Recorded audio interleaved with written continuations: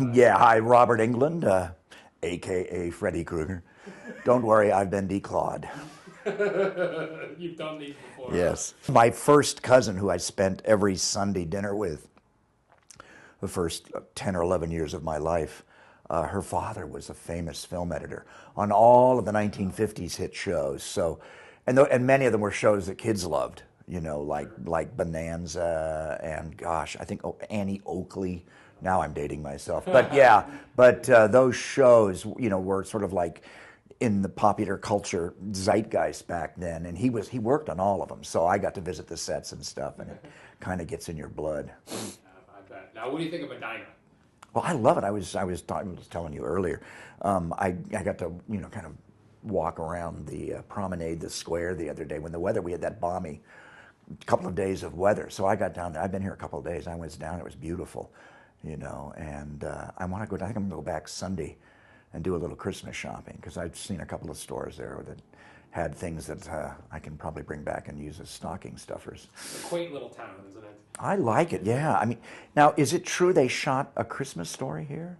Cleveland. Cleveland. The Oh, city okay. of Cleveland. Oh, I thought they came out here for location work or something. I'd heard That's a some good question. I always knew gossip the about that. location Yeah. being the west side of Yeah. Cleveland where the leg lamp was. Yeah. But whether they went off The site, leg I'll have lamp. to find out. Yes. Okay, so tell me the premise of this. I don't know a whole lot about it. I've been reading up on Well, it. this is really an organic, snowballing, fan-based hit.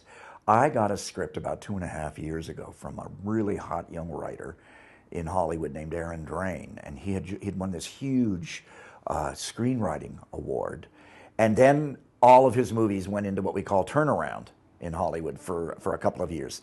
He got paid, but they never got made. And this one came across, my desk, and I've got a stack by my bed this high, and many of them are terrible. And it was such an original idea, exploiting phobias in horrific fantasy sequences. In other words, there's probably as many phobias as there are things you can think of. We all know the obvious ones. There's hydrophobia and claustrophobia. Fear of being in a tight space. But there's one for. There's fear of clowns. Is an actual scientific phobia. So we've taken just the most nasty, exploitable ones, and then given them to a bunch of survivors of a kind of Columbine situation. So these are the kids that survived a serial shooter at like a McDonald's, like that terrible tragedy that happened in San Diego years ago. They're the survivors. They're haunted with these particular phobias, darkness, insects, various phobias, and they come to me. I'm your mad doctor. I'm the mad scientist. They come to Dr. Andover for help because I'm your sort of last resort. If you can't be cured, you come to me, and I have this thing I've invented. Even though I've possibly lost my license, I've invented this chamber that's sort of like those sensory deprivation chambers. And between some hypnosis and that chamber and that sensory deprivation chamber, I'm able to kind of purge you of your phobias.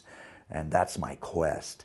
Only now the phobias are coming back, accelerating and exaggerated like aftershocks. And my kids have come back to me. So are you really trying to help them? Oh no, I am a good guy. But when I say mad doctor or mad scientist, which is what I'm playing a lot of these days, or the evil stepfather or the redneck alligator poacher in Lake Placid, number 11. But anyway, this is what happens when you make your bed in horror films in your old age. Well, no, but you find yourself on the other end of it, and it's actually kind of fun because I've sort of become a de facto Vincent Price now, which is a lot of fun. Somebody has to do it. But no, he means well. But he's very, very distraught and destroyed because he's lost one of his favorite patients. And then the other patients begin coming back that he thought he'd cured. And he doesn't want to, he knows something's wrong with the chamber. And I can't really tell you what's happening. Leakage? No. But, but no, something's happened, and my kids have come back to me. But I've been literally sleeping, with my rolled up lab jacket as a pillow by the body in a cot of the last girl I was unable to save. that died on me. And so I'm rather haunted and damaged as the film begins. And it's like, can we fix this? Can we find out what's happened here at the Fear Clinic? Do you bring in real tragedies that actually happen, or are these make-believe? No. These are make-believe. And it's like, it's, for instance, if you were in an airport and there was a huge power outage and the lights all went out in an airport, that might prompt in you fear of the dark, you see, because it was a real traumatic experience. You may have a fear of insects, and you go camping or something and you get bit by a black widow or a brown recluse or something, and that accelerates and exaggerates your fear to a really neurotic condition. And so those are who my patients are. But they all happen to be at this one event, and it triggered, for many of them, it triggered their latent phobias. Different phobias. Yeah. Now, I'm sure you get asked this a lot, but is it difficult to live with the fact that you're one of the most feared characters in movie history? No, I'm an old character actor from Hollywood. I think this is close to my 80th film. And I've done 4 television series and just, scores and scores of guest stars. What happened was I'd done a dozen films and 1 television series already, a rather successful one called V, which they just recently remade and had on, I think, on ABC or something. At any rate, I was established enough that when the Freddie phenomenon kind of clicked, I just sort of relaxed and enjoyed it. I'd had friends who'd fought success and fought typecasting, but because I was already established in Hollywood, I just went with the flow. And the great happy accident for me, this is something they never teach in school, but what happened to me was horror, like science fiction, like fantasy, like action movies, speaks the language of cinema, the language of film. So I was an international hit.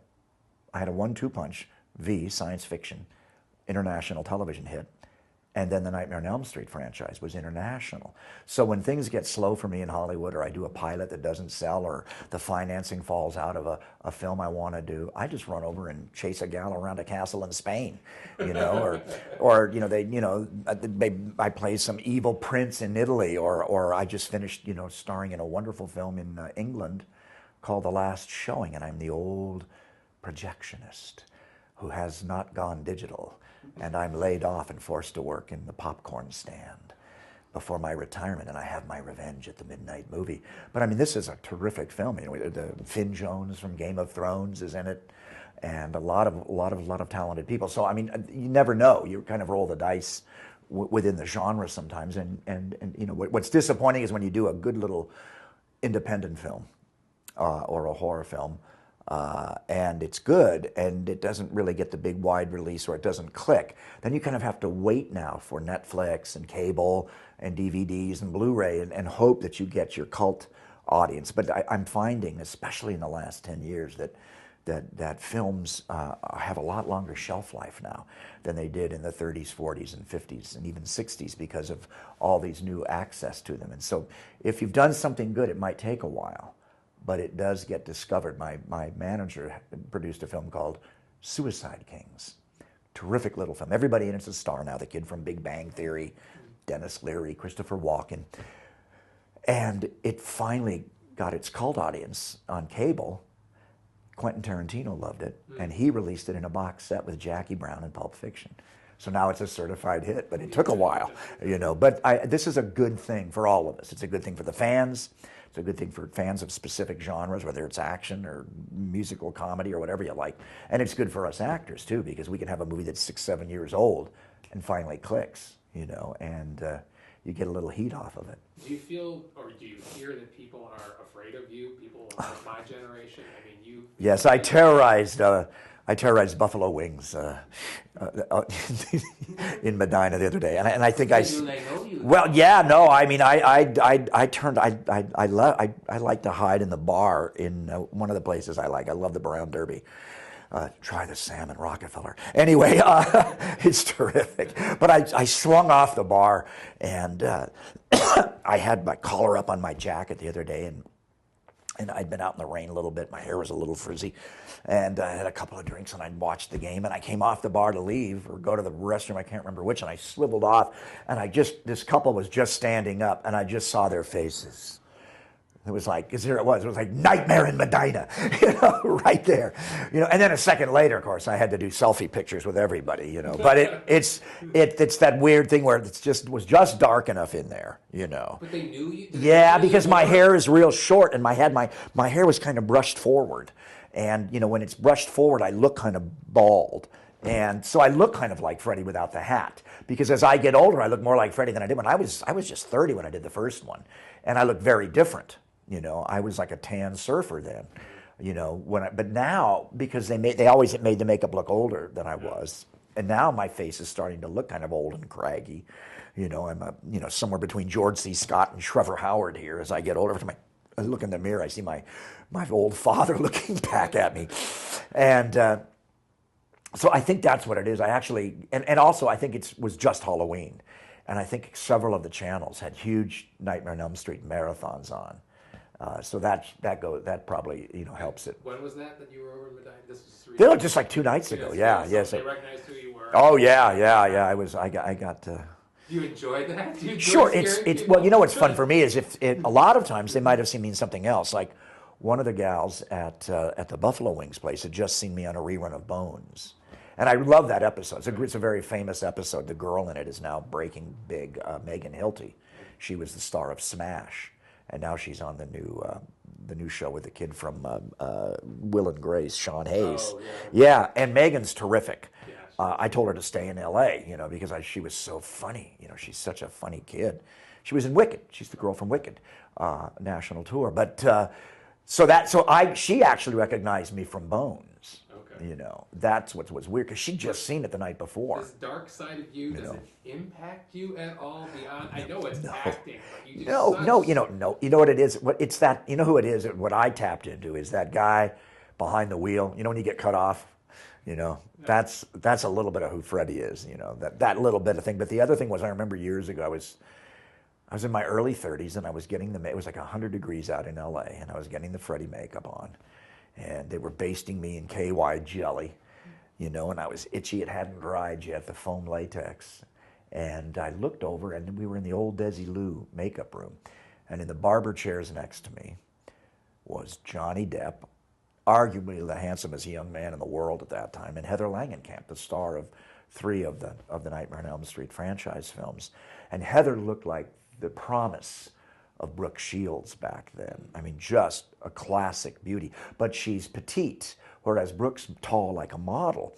So Heather in real life is kind of even more attractive to a male because she's, you can ask her to dance and she doesn't tower over you. Right. And they're sitting next to me and they're both at the peak of their beauty and their youth. And they gave them these little fans to hold to keep them cool. And they're putting makeup on them. Well, neither of them needed makeup. I mean, they were these dewy kids. And then they give them little toy fans that are, to keep them dry. And I'm sitting there getting poked and dabbed with like an old brush that's got dried glue on it, and I'm basted from head to toe in KY jelly, so I shine under the lights like a, Thanksgiving turkey. And that's to put it politely. And I'm thinking, boy, did I do the right thing, Robert? My God, is this a good career choice, this Freddie Krueger guy? And I looked over at them, and I was full of envy, and I was full of jealousy. They had their whole careers ahead of them. And I thought, hey, I can use that. That's a little emotional trick that actors, we glom onto stuff like that. And then we use that as a little shorthand. It's a little synapse, a little shortcut when we have to act. So I just used that. I just used my little bit of envy, my little bit of jealousy of Johnny and Heather, in the prime of their life and beauty and youth. And I just thought, yeah, I can. That's because that's what Freddie hates too. Freddie kills young people. That's the revenge he's bent on. So that was a little trick that I was able to use. That's how we work. Well, you seem like a nice guy for a serial killer. Yeah, I am. Well, I've hung up the claw, as you probably know. They're rebooting the franchise, and I'm too old a dog to do those stunts anymore. So I've hung up the claw. But it's fun now because I mean, I do all kinds of stuff, comedy and a lot of straight stuff. But it's fun. I try to do 1 or 2 horror movies a year, and I'm really happy.